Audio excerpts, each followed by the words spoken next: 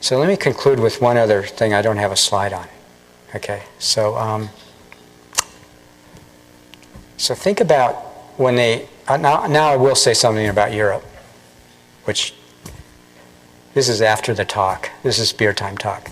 So you could say, what kind of currency union did the Europeans think they were getting into when they set it up in the late 90s? Was it a kind where they thought there was going to be a fiscal union, where there's going to be a center that's going to take responsibility for regulating and bailing out? So Greek debt is the obligation of the collective community?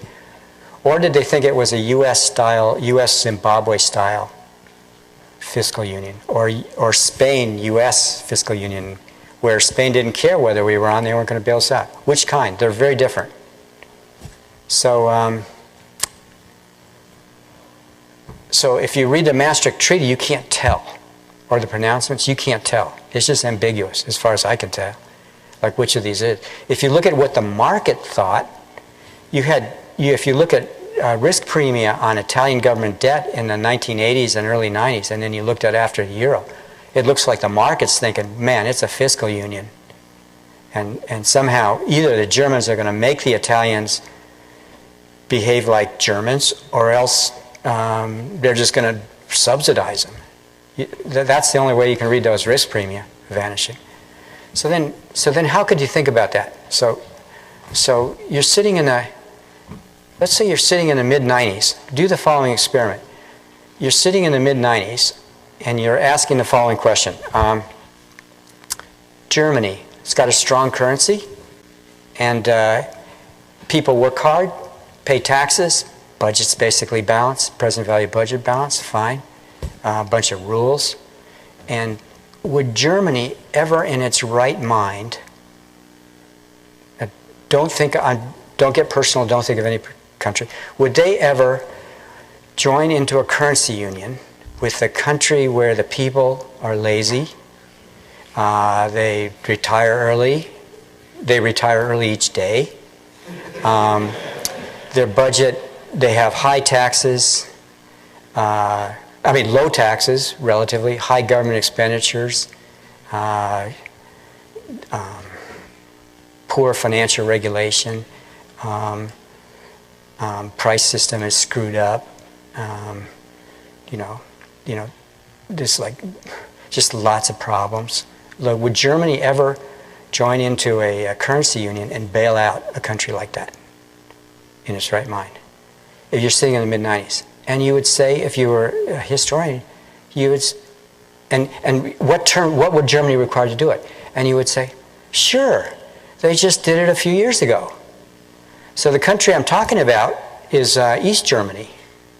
So East Germany is a basket case in the late 80s. They had a currency that was the black market.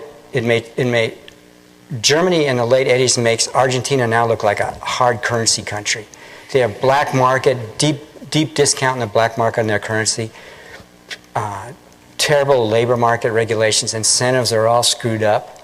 And then Germany, West Germany created a currency union. And why did they do it? Why did Germany join that currency union? And it was a deal. It was a quid pro quo. It was, you join we'll have a currency union, we'll bail you out. And it was a huge bailout. The exchange rate on the East German mark, and if you had East German marks, you made a bundle, because the exchange rate was 1 for 1, when the black market rate was 7 or 8 for 1. So West Germany did this huge subsidy. Well, what's the quid pro quo?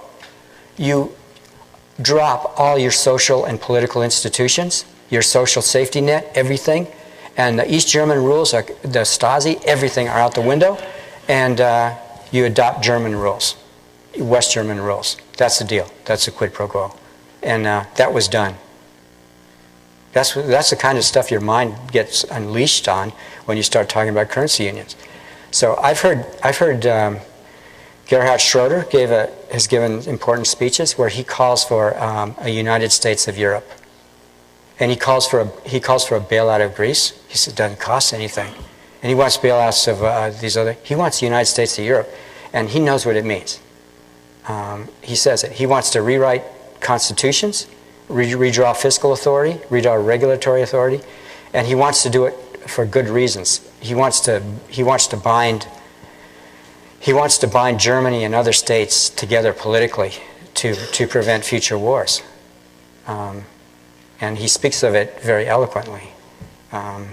And he despairs partly that this was a project that made that was more compelling ring when the people had a memory of World War II and World War I and the terrible things associated with it. And he despairs that as we age, the memory of that and the costliness is the urgency of the project. It's not just economics. It's politics and state building. Thank you very much, Professor Sargent, for the really provocative talk. Let's give him a round of applause.